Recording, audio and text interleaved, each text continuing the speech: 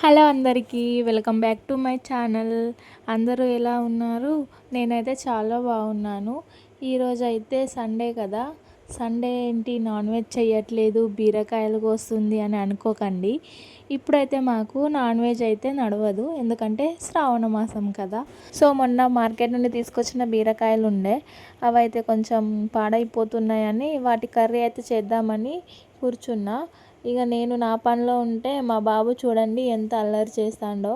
నేను కట్ చేస్తాను, నేను గీకుతాను, నాకు ఇవ్వు మమ్మీ, నేను చేస్తా మమ్మీ అని నా వెంటే తిరుగుతున్నాడు. నాకేమో భయం వేస్తుంది, ఎక్కడ కత్తిపీటకు తాకించుకుంటాడో అని. కానీ అస్సలు వినట్లేదు చూడండి. దాంతో గీకుతానని దాన్నైతే ప్లేట్లో పెట్టి అటు ఇటు తిప్పుతున్నాడు. నార్మల్గా నేనైతే చాక్తోనే కట్ చేస్తా, కానీ ఇవి బాగా పెద్దగా ఉన్నాయి, ఇంకా ఎక్కువగా ఉన్నాయి కాబట్టి చాక్తో కట్ చేయడం అంత ఈజీ కాదని ఇక ఈ కత్తిపీట తీసుకొని దాంతోనైతే కట్ చేద్దామని కూర్చున్నా. నేను ఏదైనా పని స్టార్ట్ చేస్తే చాలు వీళ్ళెవరో ఒకరు ఏడవడమైనా మొదలు పెడతాడు, లేకపోతే ఇట్లనే నా చుట్టే తిరుగుతూ ఉంటాడు. ఇక లాస్ట్కి అయితే వెళ్ళిపోయి బయట అయితే ఆడుకుంటాడు చూడండి. ఇక నేను వాడు వెళ్ళిపోయిందని టకటక అయితే కట్ చేస్తున్నా. అసలు వట్టి బీరకాయ కర్రీ అయితే అంత టేస్టీగా ఉండదు కదా. మామూలుగా పెసరపప్పులో ఇట్లా వేసి చేసినప్పుడు చాలా బాగుంటుంది, కానీ నార్మల్గా వట్టి బీరకాయల కర్రీ తినబుద్ధి కాదు నాకైతే. కానీ ఇక కొనుక్కొచ్చినవి ఖరాబ్ అయిపోతాయని వాటినే కట్ చేస్తున్నా. అవి కట్ చేస్తూ ఉంటే బాబు మాత్రం ఘోరంగా అల్లరి చేసిండు. అసలు నేను బీరకాయలు కట్ చేయాలా లేకపోతే బాబుని చూసుకోవాలా అస్సలు అర్థం కాలే. ఒక్కొక్క బీరకాయ కటింగ్కి నాకు 10 మినిట్స్ పట్టింది. ఇటు బీరకాయ కటింగ్, అటు బాబుని చూసుకోవడం. ఏదేమైనా చిన్నపిల్లలు ఉన్నప్పుడు చిన్నపిల్లలతో కలిసి పని చేసుకోవడం అంటే చాలా కష్టం బాబోయ్. ఇక బీరకాయలను అయితే కట్ చేసుకొని అదంతా క్లీన్ చేసుకొని ఇక కర్రీ చేద్దామని ప్రిపేర్ చేస్తున్నాను. ఇక మా ఇంట్లో ఆయిల్ అయితే అయిపోయింది, ఆయిల్ కొంచెమే ఉండే. ఇక ఉన్న ఆయిల్తోనైతే చేద్దామని ఇక మళ్ళీ తేకొని మా ఆయనకైతే ఫస్టే చెప్పేసిన. సో ఆయన అయితే సరే మరి చెయ్యని చెప్పిండు. ఇక వాటిని అయితే కడుగుతున్నాను. తర్వాత కడగంగానే బాబాయ్ అయితే వచ్చిండు. బాబాయ్ వచ్చి మమ్మీ నాకు పాపడాలు కాల్చి ఇవ్వు, పాపడాలు కాల్చి ఇవ్వు అని అడగడం మొదలుపెట్టిండు. ఇక ఏం చేద్దాం, బాబు అడిగిన తర్వాత చేయాల్సిందే కదా అని ఫస్ట్ అయితే ఆయిల్ అయితే పోసుకున్నా.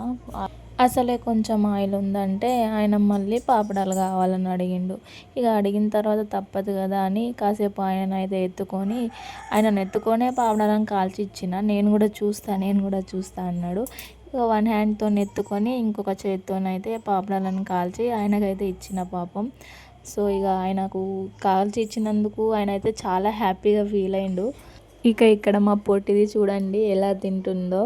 ఇక మా బాబుకు కూడా పెట్టి ఇచ్చేసిన. ఇక నాకు ఫోన్ కావాలని అడిగిండు. ఇక కాసేపు చూడని పాపం అని ఫోన్లో వీడియోస్ పెట్టి చిప్స్ అయితే ఇచ్చేసిన.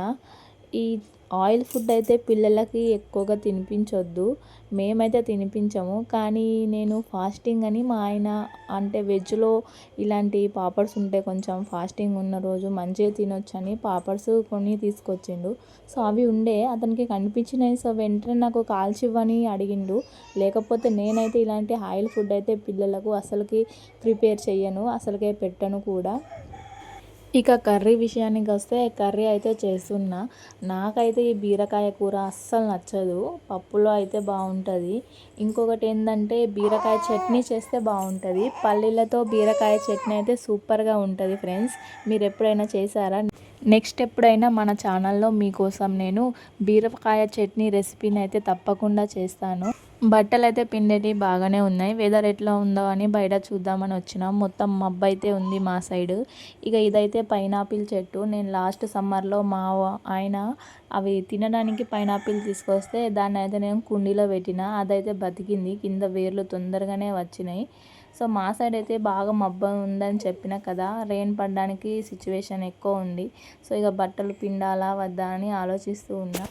లోపల మా ఆయన అయితే కర్రీని కలుపుతున్నాడు. ఈ జామ చెట్టు చూడండి, అసలు అవసరం ఉన్న చోట చెట్లే మొలవై. ఇక ఇక్కడ ఈ గిన్నెలు అయితే నన్ను తొందరగా తోమేవు దా దా అని పిలుస్తున్నాయి. ఇక చిన్నోళ్ళు అయితే చూడండి, తినడం తక్కువ, వేస్ట్ చేయడం ఎక్కువ. ఈ వాల్ స్టిక్కర్ అయితే ఊడిపోతుందబ్బా, తొందరగా మార్చేయాలి. వీలైనంత తొందరగా ఈ వాల్ స్టిక్కర్ని అయితే మార్చేస్తా. ఇక కర్రీలో పసుపు కారం ఉప్పు వేసేసి కలిపేసి మూత పెట్టి ఇక కర్రీ సంగతి మా ఆయనకు వదిలేసి మార్నింగ్ చేసిన టీ ఉంది. ఫస్ట్ టీ తాగిన తర్వాత ఆ గిన్నెలు అయితే కడిగిద్దామని ఫస్ట్ అయితే టీ తాగడానికి వేడి చేసుకొని కూర్చొని టీ అయితే తాగుతున్నా. ఇక మా పండు ఊరుకుంటాడా, నాకు కూడా టీ కావాలి మమ్మీ, నేను కూడా తాగుతాను అంటాడు. అసలు పిల్లలకు టీ అనేది అస్సలు తాగించొద్దు. పిల్లలు పొద్దున లేస్తే వాళ్ళకు పాలే అలవాటు చేయాలి. మా చిన్నోడైతే పాలే తాగుతాడు, కానీ ఇక మేము తాగుతూ కనిపిస్తే నాకు కూడా కావాలని అడుగుతాడు అంతే. ఇక మనం ఇంట్లో టీ తాగుతామని పిల్లలకు కూడా అదే అలవాటు చేయడం మంచిది కాదు. అందుకే పిల్లలు టీ అడిగినా సరే వీలైనంత వరకు వాళ్ళకు పాలు తాగే అలవాటు చేయాలి. చిన్నప్పటి నుంచి పాలు అలవాటు చేస్తే వాళ్ళకి కూడా మంచి హ్యాబిట్ అవుతుంది. మనం ఏది చిన్నప్పటి నుంచి అలవాటు చేస్తామో అదే వాళ్ళకు పెద్దగా అయినాక కూడా అలవాటు అవుతుంది. ఇక నైట్ మిగిలిన అన్నం ఉండే మేకలకు వేద్దామని తీసుకొచ్చా. ఇవన్నీ ఎలా మీద మీద పడి తింటున్నాయో చూడండి. ఇదైతే మా అత్తమ్మ వాళ్ళ ఇల్లు. మా ఊరి వెనకాలనే కొండలు అయితే ఉన్నాయి, చాలా దగ్గరగా కనిపిస్తున్నాయి చూడండి. ఇవి చూడు ఒకరిని ఒకరు పొడుచుకుంటూ ఫైట్ చేసుకుంటూ తింటున్నాయి. వీటిలో ఇవే కొట్లాడుకుంటున్నాయి. అన్నీ విడిచిపోయినాయి కానీ ఇది మాత్రం అస్సలు ఇడుస్తలేదు ప్లేట్ని. మొత్తం నాకి తింటాను. పాపకైతే ఫస్ట్ స్నానం చేయించిన. స్నానం అయితే ఎలాగోలా చేయించవచ్చు కానీ బొట్టు పెట్టే టైంకి మాత్రం అస్సలు వినదు. అటు ఇటు తిరుగుతుంది, లేదా బొట్టు పెడతానంటే ఏడవడం మొదలు పెడుతుంది. బొట్టు అయితే అస్సలు పెట్టనియ్యదు మా పాప. స్టార్ట్ చేశానో లేదో చూడండి ఎలా ఏడుస్తుందో. ఇక మొత్తానికి ఎలాగోలా వంకరగా టింకరగా బొట్టు అయితే పెట్టేసిన. ఇక తర్వాత చాలా ముద్దుగా కనిపిస్తుంది. బొట్టు పెడితేనే మంచిగా కనిపిస్తారు కదా పిల్లలు, కానీ మా పాప అస్సలు వినదు. ఇక లాస్ట్కి ఆమెకు కాస్త అన్నం అయితే తినిపించాలి కాబట్టి ఫస్ట్ అయితే అన్నం తినిపించి మిగిలిన నా పనులు చేసుకోవచ్చని ఆమెకైతే అన్నం అయితే తినిపిస్తున్నా. పిల్లలకి అన్నం తినిపించడం అంటే మనకైతే రోజు ఒక చిన్న యుద్ధమే కదా. ఇక పాపకి అన్నం పెట్టగానే చుట్టూ ఏం జరుగుతుందో గమనిస్తూ ఉంటుంది.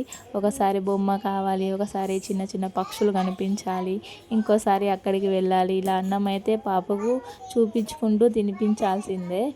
ఇక అన్నం తినిపించేసి ఇక గిన్నెలు అయితే కడుగుదామని కూర్చొని ఒక్కొక్క గిన్నె అయితే కడగడం మొదలు పెట్టాను. ఇక వంట చేయడం ఒక ఎత్తు అయితే వంట చేసిన తర్వాత ఈ గిన్నెలన్నీ కడగడం ఇంకో ఎత్తు కదా. మనకి వంట చేసేటప్పుడు మాత్రం ఒక్కో పదార్థం కోసం ఒక్కో బౌల్ తీసుకుంటాం, కానీ పని అయిపోగానే వాటన్నిటిని చూస్తుంటే అబ్బా ఇన్ని గిన్నెలు ఎప్పుడు వాడాను అని అనిపిస్తుంది. ఇక తప్పదు కదా, ఒక్కో బౌల్ తీసుకొని తోముతూ పోవాలి. మనం ఎంత వేగంగా తోమినా ఇవి మాత్రం అయిపోవడానికి టైం అయితే తీసుకుంటాయి.